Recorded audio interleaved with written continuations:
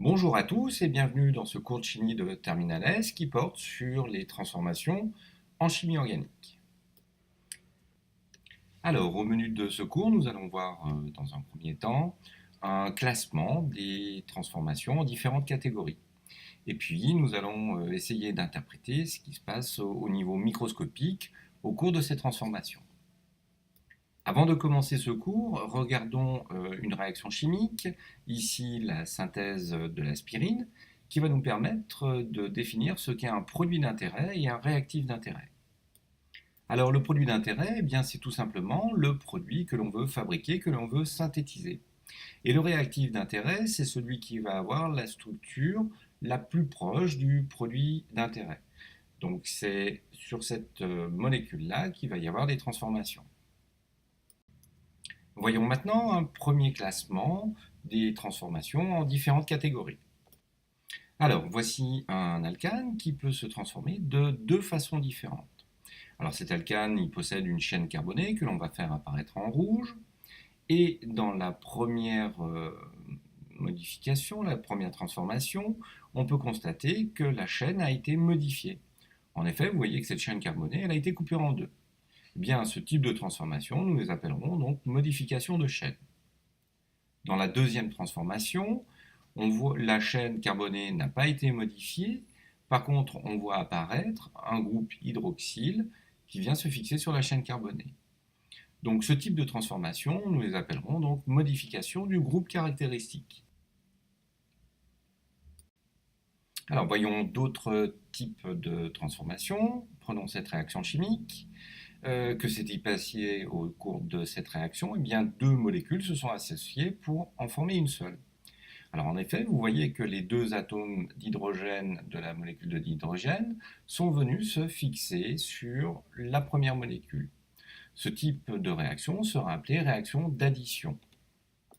Ce sera le cas à chaque fois qu'on aura une réaction chimique au cours de laquelle un atome ou des groupes d'atomes viennent se fixer sur une molécule. Alors il existe aussi la réaction inverse, c'est-à-dire qu'à partir d'une molécule, nous allons en former deux.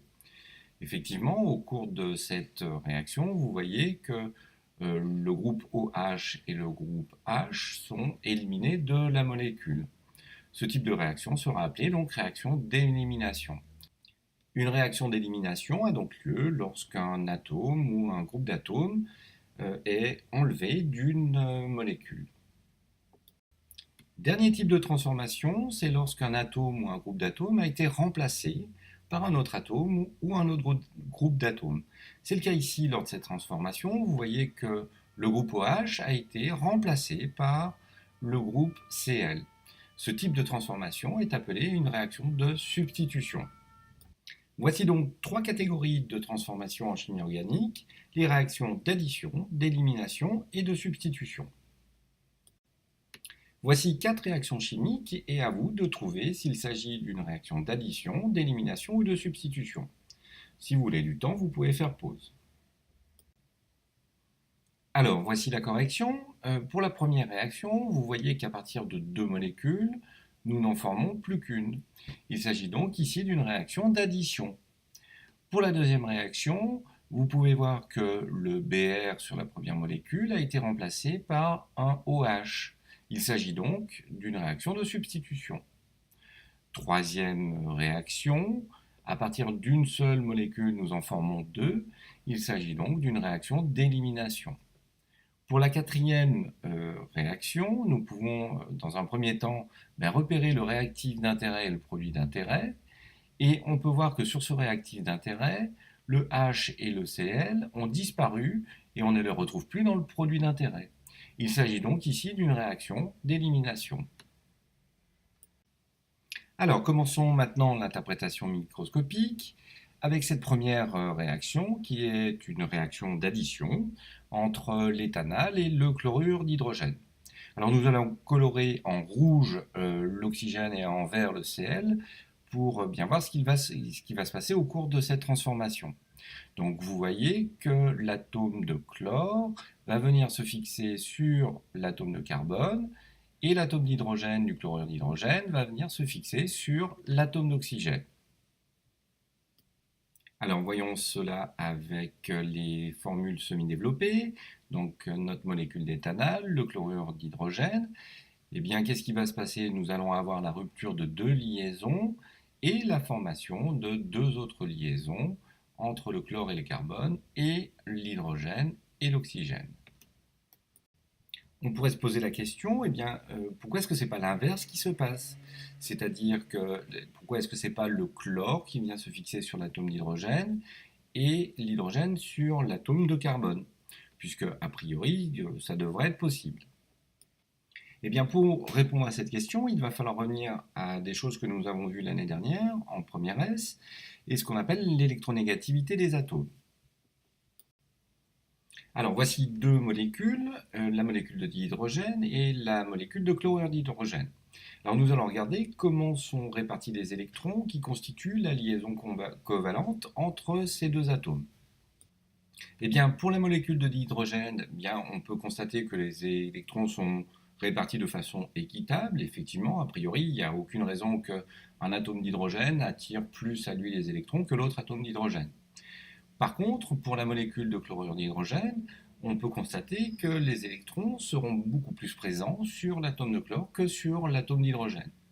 Ces électrons étant chargés négativement, eh bien, on aura un surplus de charge négative du côté donc, du chlore, alors qu'on aura plutôt un défaut de charge du côté de l'hydrogène.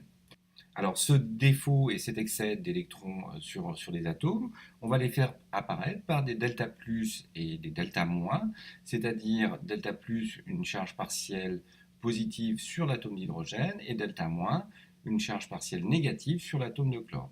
Alors ce type de liaison, on les appellera donc des liaisons polarisées. Alors comment savoir si une liaison est polarisée? Eh bien il faut connaître la capacité de chacun des atomes à attirer vers lui les électrons. Et c'est ce qu'on appelle l'électronégativité. Alors couramment on utilise l'électronégativité qui a été définie par Pauling. Et dans notre exemple ici, on peut constater que l'électronégativité de l'atome d'hydrogène est de 2,2 et que celle du chlore est de 3,16. Donc on voit bien que le chlore a une capacité plus importante à attirer vers lui les électrons. On note couramment donc cette électronégativité par la lettre grecque qui ressemble en fait quasiment à un X. Si la différence d'électronégativité entre les deux atomes est inférieure à 0,4, eh bien nous aurons une liaison classique, qu'on appelle une liaison covalente. Eh bien c'est l'exemple pour la molécule de dihydrogène. Si cette fois la différence d'électronégativité entre les deux atomes est comprise entre 0,4 et 1,7, on fera apparaître les charges partielles positives et négatives sur chacun des atomes et nous aurons ici une liaison covalente polarisée. C'est le cas pour la liaison entre l'atome de chlore et l'atome d'hydrogène dans notre molécule de chlorure d'hydrogène. Si la différence d'électronégativité est maintenant supérieure à 1,7, eh bien on va considérer que les deux électrons de la liaison covalente seront capturés par l'atome le plus électronégatif. C'est le cas entre K et Cl.